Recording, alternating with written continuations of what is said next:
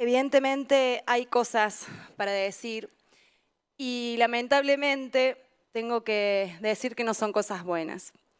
Porque a pesar de que ya denunciamos en la primera lectura que estamos ante un presupuesto completamente ficticio, igualmente nos disponíamos en esta segunda lectura a profundizar más en algunos programas específicos. Pero recibimos otro golpe porque las últimas decisiones del gobierno cuestionan cada vez más nuestras posibilidades como legisladores y legisladoras de analizar algo mínimamente real. Me refiero a que justo en medio de la discusión presupuestaria inventan de la nada una cartera entera. Un ministerio que por lo que trascendió tiene un popurrí de funciones que no tiene nada que ver una con otra, protocolo, seguridad barrial, conectividad. De verdad, una vergüenza completa. Como Casinario se queda sin banca, entonces bueno, vamos a inventar un ministerio. En una provincia donde áreas tan importantes como cultura ni siquiera tienen estatus de secretaría y es una agencia, inventan un ministerio de estas características. Por supuesto, en este presupuesto no existe nada de eso. No hay partida asignada, por lo tanto, el Ejecutivo apenas aprobemos esto, lo va a hacer un bollo y va a reasignar a gusto. Otro aspecto que evidencia que estamos ante un dibujo es que de los pocos funcionarios que vinieron a las comisiones, ninguno pudo explicar las plantas de personal que son parte integrante de este proyecto. Entonces, ¿cómo pretenden que acompañemos algo que para empezar no tiene claridad con qué trabajadores y trabajadoras y sobre todo en qué condiciones esos trabajadores y trabajadoras van a implementar los programas? De hecho, en el único caso donde se nos respondió, que fue en desarrollo social, hay diferencias de más de 120 trabajadores entre la planta de personal que dice tener el ministerio y el que figura en las planillas. Pero esto no es nada. En salud nos tomamos el trabajo de comparar en los últimos 4 años la suma de toda la planta de personal, de todos los hospitales, las distintas reparticiones y dependencias del ministerio y compararlas justamente con el anexo 3 del Ministerio de Finanzas de cada año y resulta que en el 2019, por ejemplo, hay una diferencia de 2.432 empleados. En el 2020 hay una diferencia de 1.274 empleados. Y en el 2021 de 803. Mientras tanto, las planillas que nos presentan en los presupuestos se mantienen casi inmutables año tras año. Lo que demuestra, una vez más, que para ustedes todo este debate es una pura formalidad. No hay un mínimo de seriedad en las cosas que se nos presentan. Entre las cosas que llaman la atención está lo de economía del conocimiento. Schiaretti dijo en febrero del 2020, acá mismo, en la apertura de sesiones, que Córdoba iba a ser reconocida como la tierra de la economía del conocimiento.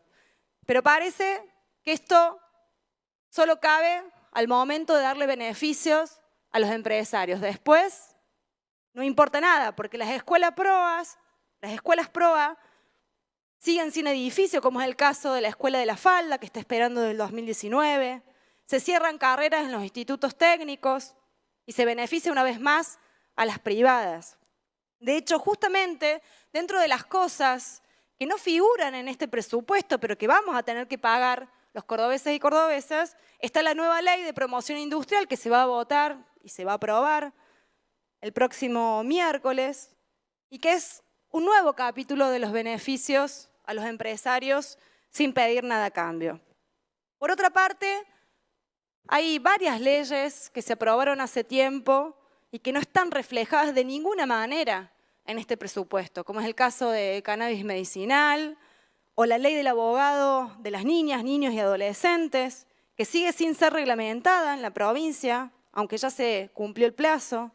Y hubiera sido una buena oportunidad que fuera incluida en este presupuesto. Sin embargo, no está, y si finalmente cumplen con su palabra y la reglamenta va a ser, como tantas otras veces, sin presupuesto aprobado, es decir, con una asignación completamente discrecional por parte del gobierno. Pero bueno, si estas ausencias muestran a las claras los engaños del gobierno, las verdades o las certidumbres que revelan, no dan ni ganas de hablar de circo, porque honestamente no alegran a nadie. Uno de los datos más relevantes que surge del análisis de este presupuesto comparados con los anteriores es que el gasto social redujo 10 puntos su participación en el presupuesto en los últimos 10 años. Es decir, en el 2012 se destinó el 50,8% a los diferentes gastos sociales. Este año se proyecta destinar el 41%. O sea, un recorte brutal, inversamente proporcional al crecimiento de la pobreza en nuestra provincia. Si a esos datos los desagregamos, el recorte más significativo lo sufre educación, pasando de representar el 37% del presupuesto en el 2012 a tan solo el 27% en el proyecto actual. Y la verdad, no nos sorprende. De hecho, ya lo vengo denunciando hace mucho, por ejemplo, para citar un caso, el programa 353 de infraestructura escolar, hace 10 años que la partida se subejecuta por encima del 60%. Este año, donde los estudiantes tuvieron que volver a las aulas en un contexto sanitario muy difícil, lo que implicaba necesariamente una mayor inversión, lo subejecutaron en un 88%. Y nadie del ministerio ni del gobierno pudo explicar nunca qué hicieron y qué hacen con esa plata que se ahorran y que hoy tanta falta hace en nuestras aulas. Entonces, no solo recortan de un presupuesto a otro, sino que además los subejecutan después. Y así, evidentemente, la educación agoniza, sostenida por el enorme sacrificio de la docencia y el esfuerzo de toda la comunidad educativa. Otro de los componentes del gasto social es salud, que ya representa un problema crónico, porque desde hace 10 años, salvo alguna excepción, se le destina menos del 10% del total del presupuesto.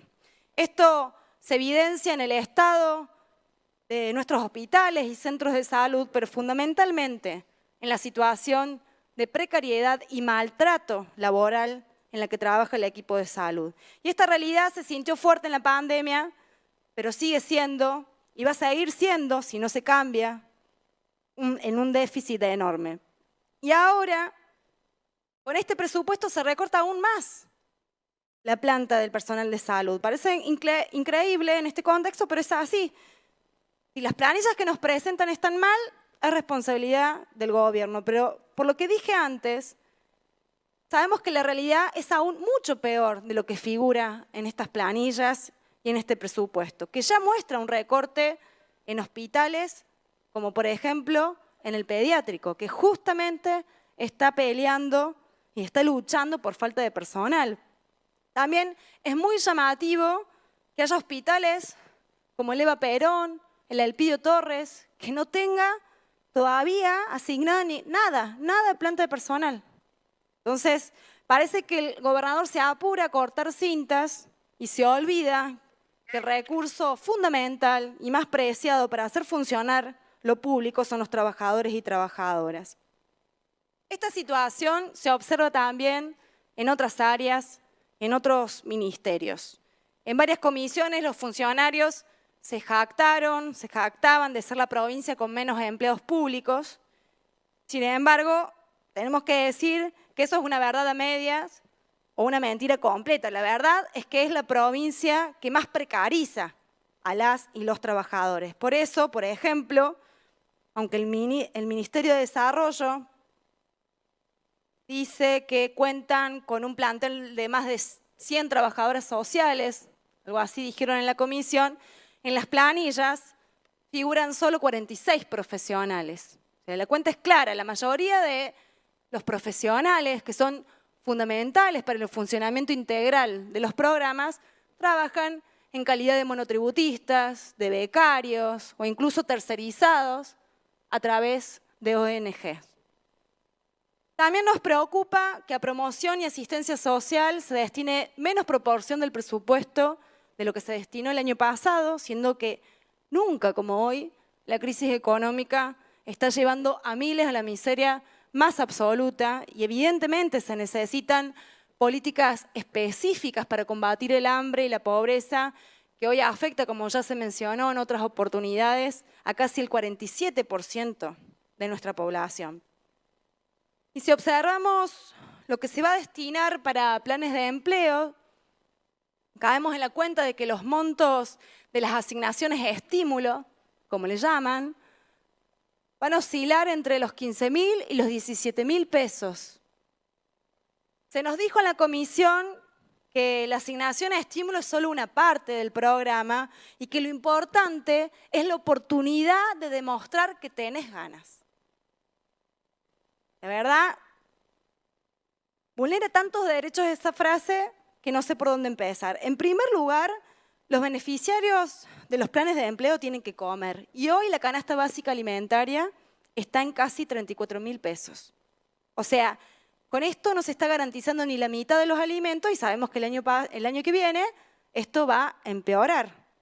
En segundo lugar, estas personas trabajan, dedican horas de su vida, esfuerzos y capacidades para una patronal que sin poner nada se beneficia de su esfuerzo. Entonces, ese trabajo debe ser remunerado como corresponde. Ya lo dije antes y lo voy a volver a decir. Los principales beneficiarios de estos programas son las empresas, que sin poner nada reciben a un trabajador pagado enteramente por el Estado y absolutamente flexibilizado. Por eso, estos planes no son otra cosa que precarización avalada por el Estado y están lejos de resolver los enormes problemas de trabajo y de empleo que afectan esencialmente a la juventud. Y si ya todo lo que vengo enumerando escandaliza bastante, el tema vivienda supera todos los límites. Acá se jactan mucho de hablar de obras, pero a vivienda destinan solo el 0,4%. ¿Escucharon bien? 0,4%. Hace por lo menos 10 años vienen recortando sostenidamente el gasto en vivienda, llegando a este número insignificante, que explica claramente por qué tenemos el déficit habitacional en nuestra provincia. Y si a esto le sumamos el fomento permanente al desarrollismo inmobiliario, las megas obras pensadas para los negocios de los empresarios y no para las necesidades de la población, se completa un combo explosivo que provoca que la vivienda sea cada vez más cara y completamente inaccesible para la mayoría de los trabajadores y trabajadoras. Y mientras tanto se acumulan nuevos edificios sin ocupar. O sea, esta trágica realidad de casas sin gente y gente sin casa es producto de esta desinversión absolutamente planificada. Hay otro tema clave para nosotros y nosotras que tiene que ver con los programas directos de género.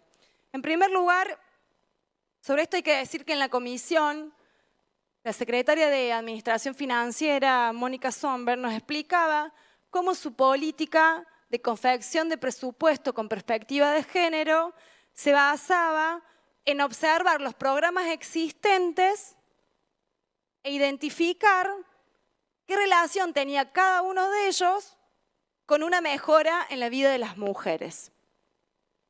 Después de escuchar eso entendimos mucho más el porqué de la gravísima situación que atravesamos en la provincia en materia de violencia de género y vulneración de los derechos de las mujeres, porque el mecanismo debería ser exactamente lo opuesto.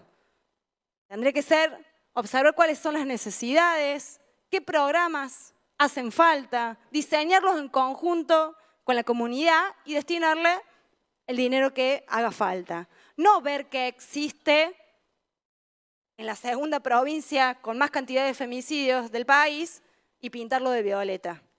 Así estamos, y mientras tanto se nos sigue destinando un presupuesto miserable.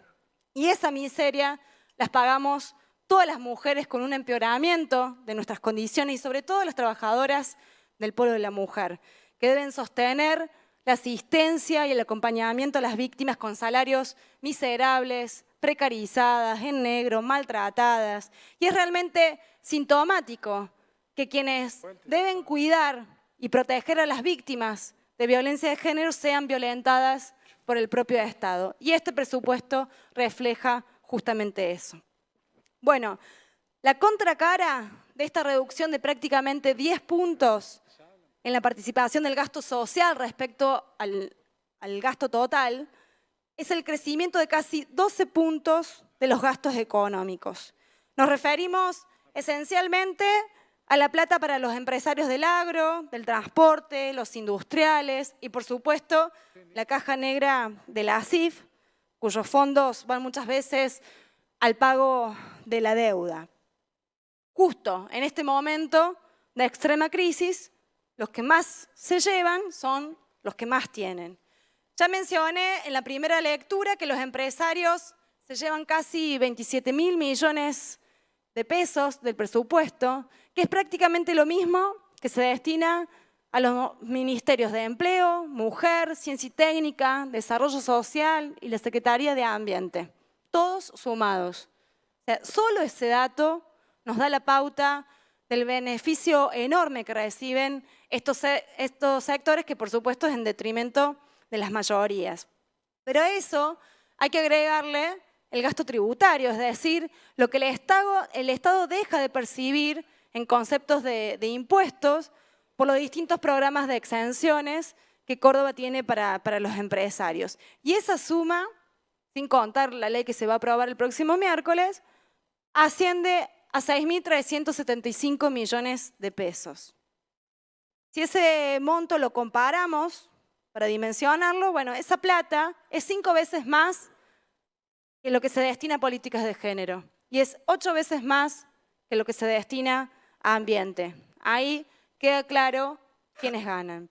Y sobre esto hay algo que ya denunciamos muchas veces, pero que realmente es escandaloso y llamativamente es de lo que más habló el oficialismo en las comisiones, vendiéndolo como el modelo a seguir. Y me refiero al Fondo de Desarrollo Agropecuario. Los únicos que pueden aplicar el famoso eslogan de tu plata vuelve en obras son los empresarios del agro, porque es el único sector que no solo tiene garantías de que lo que tributan se utiliza para las obras que quieren, sino que además ellos mismos deciden las obras. Y no hace falta aclarar que todo este mecanismo tan democrático que describieron en las comisiones de cómo se deciden las obras que hacen falta, no corre para el resto de los mortales.